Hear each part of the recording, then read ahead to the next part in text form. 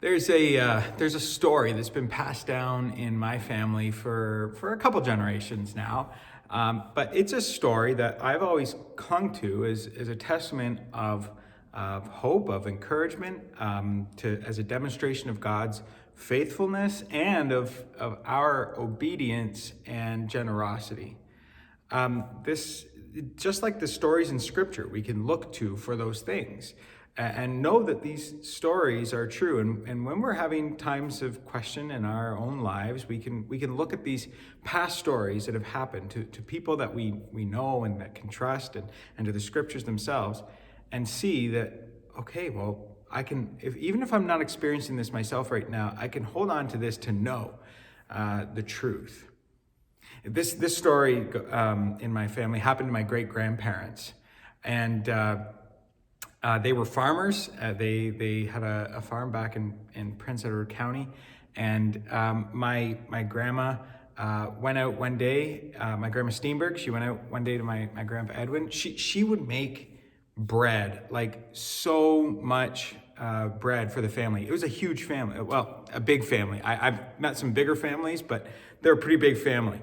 My grandma is the second youngest of 10 siblings altogether. So there was a pretty big demand on cooking for all these people and this household. And so Grandma Celia, Grandma Steenberg, she would make a lot of bread each week to feed her family. She went out to the barn one day and she says to my grandpa, I don't know if it was the barn actually, but she was in conversation with my grandpa, and she says, Edwin, we don't have, we're running low on flour, and we don't have enough money to buy more flour that's going to last us the week. So we need to actually take some money from our tithe. A tithe would be the 10% that they had committed to give to the church. And so she says, we need to take money from what we've committed to the church and use it to actually buy flour, because we're running low on money, or we don't have any money to buy flour, and we're running low on flour. So we need to use this money for that, to feed our family. And my grandpa says, Celia, no, that money we've already committed. It's actually not our money. This money is God's money. This money is committed to the church and to God's purposes. And so we're not going to take from that. It's just not going to happen. And that's what he said. I can't imagine what the conversation was like. I don't know if they thought about it. I don't know if there was some back and forth there, but they both agreed to be faithful with each other and with their commitment to God, and they gave that money to the church. Well, time passes, days pass, maybe a couple weeks, but she's making bread still. The flour bag hasn't run out. She's still, but even though she knows that she's going to run out of flour, somehow she still has had enough to continue what she usually does. And she turns to my grandpa and says, Edwin, I can't explain it, but it's like a bottomless pit. I can't, the bag has no end. I continue to draw flour from this bag and be able to keep up with the usual demand, and I don't know how. And the only way that we can explain it is that God was providing. God was showing his faithfulness to them because of their continued generosity to him and to others. And they were generous, they were obedient, they were faithful, and God, in turn, proved to be generous, obedient, and faithful to them. Now, that couldn't have been easy for them. That couldn't have been an easy decision for them to make. It would have been really easy to just say, yeah, okay, well, this week, and maybe we'll try to catch up next month, or we'll give extra next month if we can afford it. And they could have easily said that, but they didn't. Instead, they said, no, we've already committed this. This is what God has led us to on how to steward our finances, and this is how we're going to do it, and be faithful with what he commanded us to do. And then we know that he's going to provide for our needs. And so they just trusted him. And God came out and showed them his faithfulness to them. Now, that bag lasted them until they were able to afford to buy another bag of flour. And like the story is like there was just no need for bread. Like the bread was always there. The demand was kept up with. That's the story of my family. And I always look at that story. And because of that, I've just had very little fear in what I give up and what I sacrifice. But it doesn't mean that it's easy. In fact, it's so hard sometimes to just say, okay, God, you take the reins, because I'm going to be obedient to and generous with this, and trust Him. That's hard to do. It's hard to be generous sometimes. But we all, I think that we're generous people. And that's what we're talking about today, if you haven't picked up. We're talking about generosity. And I think we all consider ourselves to be generous people. Now, we might look around and think other people aren't so generous, but we would label ourselves as giving people, as maybe even sacrificial people. We would consider ourselves to be very generous and compassionate towards others. I consider myself like that. And yet, I know there's a lot of areas where I still kind of hold my cards too close. There's some areas I still need to let go of, and that I'm not as generous as I would like to think. But we all like to think that we are. And nobody wants to be known as the selfish person. Nobody wants to be known as the person that is, building up their own kingdom and they're trying to take care of their own needs and not really considering others. None of us want to be labeled that way. So we try to give. We try to be generous. We donate here and we donate there. We buy this and we buy that for others, and we try to be generous. But usually that generosity still is within our comfort zone. We still have maybe a buffer. We still have this place that says, this much and no further. I'll give after I'm comfortable, after I've made my own safety net and everything, then I can give, which is, wise financial advice. Even John Wesley himself says this. He says to earn all you can and save all you can so that you can give all you can. So it's not, don't be saving for yourself. That's not what I'm saying, and please don't hear that. What I'm saying is that we do though tend to, when Jesus does tell us to be generous or giving or sacrificial in a place, sometimes we can say, yeah, I'll give to that, but maybe not the amount that you first heard him impress on you. Or yeah, I'll give to that, but maybe not right now. Or we have all these dreams of what we would like to do in a generous way, but we keep pushing them off because other things keep getting in the way, or we are trying to hold on to too much. This is one thing that God convicted me on recently. How much money have I been spending on myself versus how much money am I giving away and helping others in? And I'm not just I'm really not talking about spending on needs. I mean, bread would be a need, right? Like for a family of 10, that's kind of a crucial thing. But I'm not even really talking about that. I'm not talking about the expenses we need to survive. I'm looking at like this expenses that we have, that we choose to have, like different subscriptions that we might take on, or games that we might invest in. I love board games, so we buy, actually, we tend to buy some board games or video games and books and stuff like that I enjoy reading, and that are all good stuff. It's all good stuff. But what I was convicted on recently was maybe I'm spending a little bit more money on those things rather than on looking out beyond the four walls, which is very difficult to do right now during a pandemic when all you see is those four walls. But maybe I'm not looking beyond that. Maybe I need to be looking and saying, okay, where can my money be put to better use considering everything that's going on these days? And how can I be a generous person? Am I being a generous person? And when you actually look and balance your books and you see how much money is going out and how much of that money going out is actually just for your own desires and pleasures versus how much is going out as a display of generosity and God's generosity, it doesn't always line up. And so we have to find that balance and learn how to be generous people. Jesus actually calls the disciples to be generous people. And they've walked with Jesus. They've heard him teaching. They've seen how he lives his own life, and how he was a generous person, and they get to see this kind of firsthand. After they themselves, let's remember what just happened with them. They were sent out, and they were healing the sick, and they were casting out demons, all in the power and authority that Jesus had given them. And they were out and 2 by 2 together. They were in pairs, and they were doing all these amazing, miraculous things that they had just witnessed Jesus himself do. And then they come back to Jesus. This is where we pick up the story. They come back to Jesus, and we're in Mark chapter 6, verse 30. And it says that the apostles returned to Jesus and told him all that they had done and taught.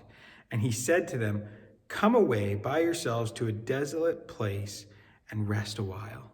So, so for many were coming and going, and they had no leisure even to eat. They didn't even have any time to eat. So Jesus is saying to them, "Hey, I want you to step away." And Jesus modeled this for them too. He modeled, after he had done ministry, he would step away and be refreshed. He would spend some time with the Father and allow the Father to rejuvenate him and seek his strength from God, not just rely on his own. And so we saw Jesus model this for us. And now he's saying, hey, I want you to do that for yourselves. Take some time for yourselves right now. This is Jesus modeled this for us. And now he's telling the disciples to do that. And he's telling you and me, take some time for yourselves. After you've gone out and you've done all these amazing things in the name of God, in the name of Jesus, take some time. Take some time to rest in me, to rejuvenate, to replenish. And so Jesus shows them and models this for them and now tells them to do it. So it says that they went away to a desolate place in a boat by themselves. But many saw them going, and they recognized them, and they ran there on foot from all the towns and got there ahead of them. When he went ashore, he saw a great crowd, and he had compassion on them, because they were like sheep without a shepherd. And he began to teach them many things. And so Jesus goes, the disciples go, they go to this desolate place to rest. And they don't get to rest. They still don't get to rest. There's a crowd of people waiting for them there. And instead of Jesus saying, nope, this is my time, you can't infringe on my time. Maybe the disciples were thinking that, but Jesus modeled for them, you know what? There's going to be interruptions in your ministry. There's going to be interruptions in your life where you're going to want to have that vacation time. You're going to want to have that day off, and things are going to come up. And you're going to have to know your boundaries and know your limits, but you're also going to know when it is time to have compassion. So Jesus shows them what it means to have compassion. So he begins his ministry again. He begins working again by teaching them and ministering to them and revealing to them the truths of the kingdom. So the disciples, they start to get some compassion on these people as well. These people ran around the sea. They see these guys in the boat, and they're like, from all these different towns and villages, they're like, hey, there's Peter and John. They just were in our town, and they just healed all these people and cast out demons. And so they start running. They're like, oh, there's Andrew and Philip and they went, and they were casting out all these demons and healing the sick. And so they start running to catch up. And a lot of them are seeing Jesus himself. And so they run, they catch up, and actually are waiting for the boat to stop. Now, personally, if it was me, I probably would have turned the boat around and started going the other way. But instead, Jesus continues to use this as a teaching example for his disciples to say, no, you know what? Let's go ashore and let's show these people some compassion. So the disciples, they get it. And they're like, you know what? We need to be compassionate too. We need to be generous with these people as well. And we need to show them some compassion. And actually, Jesus has been dragging on and on about the kingdom of God, and they're probably getting tired right now after running all this way. So let's send them back to get some food.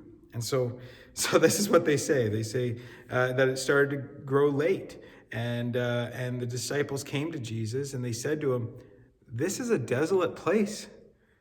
And the hour is now late. We've been here for hours. You've been preaching for hours now. And he says, send these people away to go into the surrounding countryside and the villages and buy themselves something to eat. Isn't that nice of them? Isn't that compassionate of them? Isn't that generous of them to say, hey, you know what? It's been a while. Like these guys are in the middle of nowhere. We've been here all day and there's nothing in sight. Like by the time they get to where they need to go, it's going to be dark out and they won't even have had anything to eat. Send them away. Let them go get some food. Like that's the generous, compassionate thing to do now is to these people, is to send them away. That's what the disciples are saying to Jesus. And then Jesus turns to them and he says, well, you give them something to eat.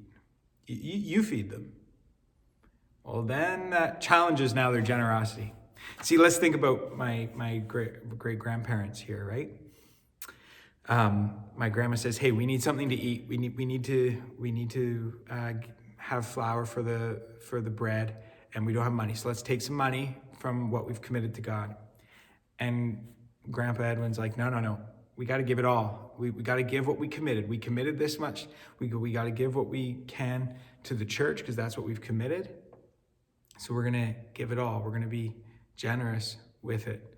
And so they're, Grandma Celia is trying to be compassionate towards her family. We got to feed our family. And my grandpa's like, yeah, we do, but we got to give it all to God and trust that he's going to take care of it. And so Jesus turns to the disciples and they're like, hey, I want you to feed them.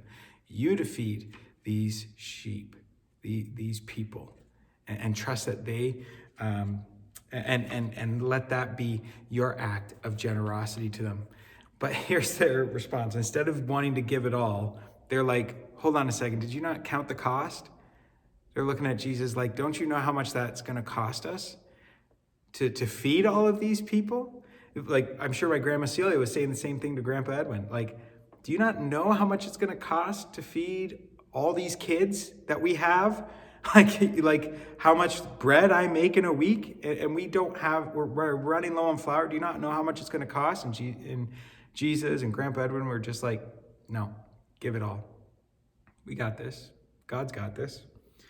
This is what the disciples say to him. They're like, and they said to him, shall we go and buy 200 denarii worth of bread and give it to them to eat? This is the thing. You're like, okay, well, we know there was a crowd there, but how big was the crowd? Well, we're going to get to that part in the story here, but it says that the people that were there was over 5,000 people. Over 5,000 people were fed. And the disciples are looking at the crowd and they're doing the head count and they're like, hold on a second, we're going to feed all of these people. I don't think we got enough money. Or maybe they did have enough money, but they weren't willing to give it up. So it says to them, shall we go and buy 200 denarii worth of bread and give it to them to eat? And he said to them, he's probably, Jesus shaking his head right now, like, yes, that's what I'm telling you to do, is to do that. But also Jesus is saying to them, hold on a second, you just went out and you healed the sick and you cast out demons. You've seen me calm a storm. You've seen that my Father has everything under control here. And you're asking me to give, like, whether or not you should give up 200 denarii. You're asking me whether or not God's going to provide and take care of us. And anyway, so this is what he says. He again is teaching them by his example. Instead of putting so much of demand on them, he says, you know what, let me show you. Let me just show you what it means to trust in God. And let's give everything that we've got here. So he says, how many loaves do you have? What do you got with you? What do you have with you to eat right now? And he says, go and see. So when they found out, they came back to him and they said, we've got 5 loaves and 2 fish. What are you going to do with that, Jesus? We got 5 loaves and we got 2 fish. And then he commanded them, get everybody to sit down in groups in this green grass. So they sat down in groups by hundreds and by 50s. And taking the 5 loaves and 2 fish, he looked up to heaven and he said a blessing, and he broke the loaves and gave them to the disciples to set before the people. And he divided the 2 fish among them. And they all ate and were satisfied. And they took up 12 baskets full of broken pieces and of the fish. And those who ate the loaves were 5,000 men. Now, we can talk about whether it was 5,000 men, where the women and the children were. We actually know that there would have been women and children in this situation. Actually, we know that from the other Gospels. Each Gospel tells this story. This is actually one of the only stories that every Gospel, or stories of Jesus' miracles, that each Gospel tells. And so we know from those other Gospels that there were women and children there for sure. But all of them say that there were 5,000 men. This could be a literary tool that Mark's trying to use here to create an image. 5,000 would have been like a number, if you were listening to Andy Stanley's sermon a couple weeks ago, when he talked about this story based out of John. He talked about them, like 5,000 representing like a number that was in a Roman army legion. And so they were saying like there's a full legion of people here, of men here, and then all these other people. So it would have been actually significant number, significantly higher than 5,000 people being fed. And so all that aside, what we are seeing here is Jesus taking 5 loaves and 2 fish and then still having 12 baskets left filled with what's left of these 5 loaves and 2 fish because of the multiplication that Jesus provided. Just like with my great-grandparents, when he multiplied the flour to make the bread, Jesus has multiplied the bread and the fish here to feed the people. And what he is showing here, there's a number of things we could draw out of this passage, but the one that sticks out to me right now is this act of generosity, that Jesus is showing his generosity because the disciples were a little bit resistant. Jesus said, no, you go and feed them. And they were just like, are you kidding me? You want me to feed these people? Right after they had just witnessed God's display of his power through them and through Jesus by calming the storm, healing demons, or healing the sick and casting out demons. And they just witnessed all of that. And Jesus is saying, why don't you trust that God's going to come through on this? Why aren't you trusting? Where's your faith on this? And why aren't you being generous to say, yeah, you know what? God's got this. I can be generous because it's not my money anyway. That's not my 200 denarii. That's not my 5 loaves and 2 fish. That's God's. And it's his to do with as he pleases.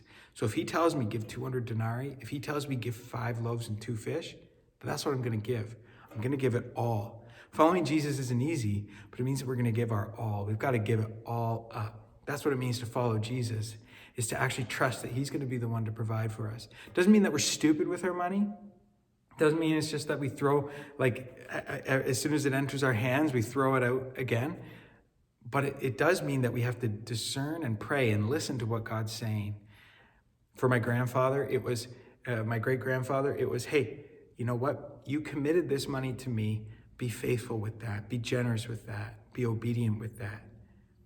And he was. And then God provided through the flour. With Jesus, he's saying, hey, give the 5 loaves and 2 fish. Give the 200 denarii if you got it. Like, give whatever you can, because I'm going to be faithful. I'm going to take care of you. Jesus told them, you feed them. Jesus says, you feed them. They had compassion to an extent. They were like, you know what, let's let these people go eat. But Jesus actually gave them a direct command to you feed them. Now, one of them could have come up and said, hey, Jesus, we got 5 loaves and 2 fish here. Let's spread it out among all of us. And all 5,000 plus people. That could have happened, and maybe Jesus would have honored that. But the point is that Jesus actually commanded it to them. Are we listening and are we in tune with what's going on in our community and our surroundings enough to know and listen to hear what Jesus has to say to us about how we can be generous and obedient and faithful to what he's doing? Following Jesus isn't easy, But it means because it means that we have to give everything up, that we actually have to be in tune with what he's doing and what his will is, and not look at this as our money, not look at this as our food, but look at this as, hey, this is God's. He's going to provide for me. He's going to take care of me. God, here's 5 loaves and 2 fish. What do you want to do with it? Here's what little I have. I can't feed 5,000 people. I can't take care of all of Uxbridge and the people in need here or beyond. I can't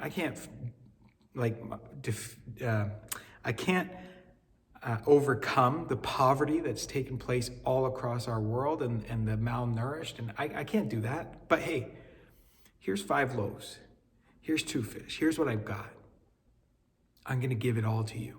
I'm going to give everything to you and trust that you're going to use it to accomplish your will. Your will be done on earth as it is in heaven. That's our prayer. That's what we do. That's what it means to be generous people, to give it all over to him, not to try to hold on to ourselves and say, okay, I'm going to take care of myself, and then God, I'll give this to you so that you can take care of them. It's like, no. I'm not just taking care of myself. I know that you're going to take care of me, and I know you're going to take care of them, and I know you want to use what you've given me here to do that. That's what being generous means. Here's some practical suggestions for you this week. In recognizing that following Jesus isn't easy, and recognizing that following Jesus means we need to give it all up, I want to point you to some practical ways, and I hope that you're praying in your own time as well to see what ways Jesus is directing you to give and how you can be generous. But I just want to bring one need to your attention that stuck out this week, over the past couple of weeks. I read an article. I know loaves and fishes, funny, right? Because we just preached about that. Loaves and Fishes in Uxbridge is the food bank. And they actually have an increase of need right now. There's a lot of people in our community who are now, as a result, because of the pandemic and everything, they're having need. And so Loaves and Fishes is having more of a demand on their supply. And so if you could give or volunteer or drop off some food that way, by checking out their website, going on and seeing the list that you can give, or calling them and seeing in what ways you can help, then do that. That's just one way, one practical way this week that you could really consider in being a generous person and giving out of your abundance, or even out of the little that you have, and trusting that God's going to take 5 loaves and 2 fish and somehow feed 5,000 people with it. This is the call that we have, to be generous. It's not easy. It's painful sometimes. It takes a lot of faith. But just like that story with my grandparents, and I'm sure there was some discussion around it, but just like that with my great-grandparents, when they stopped and said, you know what, no, this is what we committed to God. We're going to be faithful in that. He told us to give this much, and that's what we're going to give. And we know he'll provide the rest of the way. They might not have known that in the time. They might not have known. They probably thought, yeah, we could go without bread for a week. But instead, God said, look, you were faithful with me. Let me show you how faithful I am with you. This is the story. This is the way that we as Christians are supposed to live, is by trusting God, knowing that he provides, not worrying about anything. It's not easy, but this is the call that we have, and this is what it means to follow him. So this week, pray about how you are going to be generous, how God's calling you to be generous. Who is he telling you, hey, you feed them, you give them something to eat? Who is he calling you to do that for? And how are you going to be obedient, faithful, and generous this week in accomplishing his will in your life and the lives of those around you? God bless your week, and we'll see you whenever.